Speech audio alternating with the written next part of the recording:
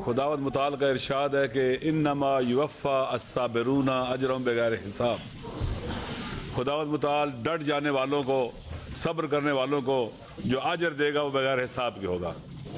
पाकिस्तान की तारीख में PTI के वर्कर्स ने, लीडरशिप ने सब्र करने की, मुकावमत करने की, डट जाने की एक तारीख रकम की है और ये सिलसिला अभी तक जारी है। आप सब जानते हैं कि किस तरह से हुकूमत को गिराया गया आलमी एजेंडे के तहत, और उनके दाखिल में जो घुस बैठिए थे उन्होंने सहूलतकारी की और एक स्टेबल गवर्नमेंट को गिराकर पूरे मुल्क को बहरान का शिकार किया और जुल्म और सितम की इंतहा की। तमाम गैर कानूनी और गैर आईनी इकदाम किए गए और हथकंडे किए गए कि लोगों को डरा दें, खौफजदा कर दें, मायूस कर दें और इस तरह से उनका जो एपिसोड है वो कामयाब हो जाए। उनकी मिस कैलकुलेशन थी, उन्होंने PTI की लीडरशिप को नहीं पहचाना था, आवाम को नहीं पहचाना था, जिसके नतीजे में उनका हर कदम उन्हें दलदल में लेके जाता गया। वो साथ साथ पाकिस्तान को भी डुबोने की पूरी कोशिश करते रहे। इंतजार था इलेक्शन का, गैर आईनी तौर पर इलेक्शन को डिले किया गया, गैर कानूनी तौर पर इलेक्शन को डिले किया गया और जब मुनक्किद करने का वक्त है तो आप देखें कितने बेढंगे अंदाज से, कितने गैर कानूनी, गैर आईनी, ताकि लोग डर जाएं, खौफजदा हो जाएं। लीडरशिप को जेल में डाल दिया गया, केसेस जाली बनाए गए और उसके बाद ताकि मायूस हो जाएं जेलों में डाला गया, सजाएं देना शुरू कर दी और इसी तरह से निशान छीन लिया। आजाद उम्मीदवारों को भी डराया गया, धमकाया गया ताकि कई निशान होंगे, लोग धोखा खा जाएंगे, नाउम्मीद हो जाएंगे, नहीं आएंगे।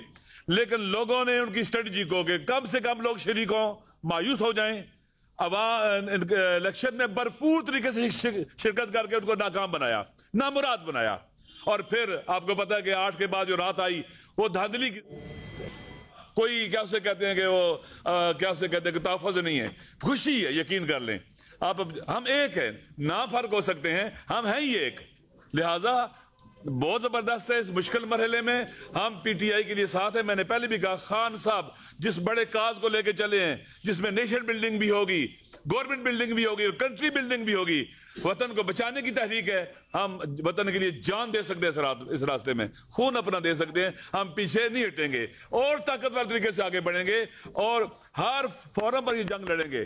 जो जेलों में डाले हुए हैं ये बेगुनाह हैं, झूठे और जाली पर्चे हैं, चाहे वो कई हजार जवान जो जेलों में बंद है, चाहे वो लीडरशिप जो जेलों में बंद है, चाहे खान साहब हैं। घटिया तरीके से आपने FIR काटी हैं और ये नहीं होना चाहिए था। आप घरों में घुसे हो, शर्म आनी चाहिए। शरीफ आदमी, करीम आदमी, नजीब आदमी, हद अकल मुसलमान ना भी हो, जवां मर्द हो, मशरक़ की तहजीब इसकी इजाजत देती कि आप लोगों घरों में घुसे हैं, उनकी ख्वातीन को उठाएं, उनके बच्चे अकेले हैं, उनके शोरों को, बाज़ के घरों में कैंसर है, बाज़ ख्वातीन को कैंसर है।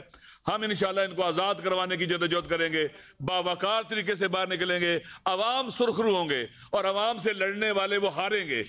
तारीख गवाह है कि जो भी अपने इमाम से लड़ा है वो हारा है। मैं इंशाल्लाह हम मिल के इस वतन के लिए, पाकिस्तान के लिए, पाकिस्तान के अवाम के हकूक के लिए, पाकिस्तान की सरबुलंदी के लिए मिल के जदोजहद करेंगे। इंशाल्लाह आगे बढ़ेंगे। कश्मीरी ये जान लें, हम उनके हकूक के मुदाफी होंगे। पाकिस्तान के हारी, मजदूर, मजलूम जो भी है पाकिस्तान में, जिसको हुकूक नहीं मिले, हम उनके तर्जुमान होंगे और इंशाअल्लाह अज़ीज़ खूबसूरत पाकिस्तान बनाएंगे। खूबसूरत गुलदस्ता बनेगा मुख्तलिफ अक़वाम का, लिसानियात का, मज़ाहिब का और मसाले का इंशाअल्लाह। और फकत यहीं ये हो सकता है और कहीं नहीं हो सकता। इंशाअल्लाह पाकिस्तान जीतेगा, पाकिस्तान के अवाम जीतेंगे, हम सब जीतेंगे और वो हारेंगे जो पाकिस्तान को डुबोने वाले हैं, पाकिस्तान की कश्ती में सुराख करने वाले हैं। वो हारेंगे, हार उनका मुकद्दर है, उनके चेहरों पर लिखा हुआ है। 8 फरवरी को भी हारेंगे, आइंदा भी वो हारते रहेंगे इंशाअल्लाह। मैं फिर आप सबको का शुक्रिया अदा करता हूँ, आप तशरीफ लाएं और हम जब तक जिंदा है हम खान साहब के साथ हैं इस बयानिए पर और इंशाअल्लाह इससे एक कदम भी पीछे नहीं हटेंगे।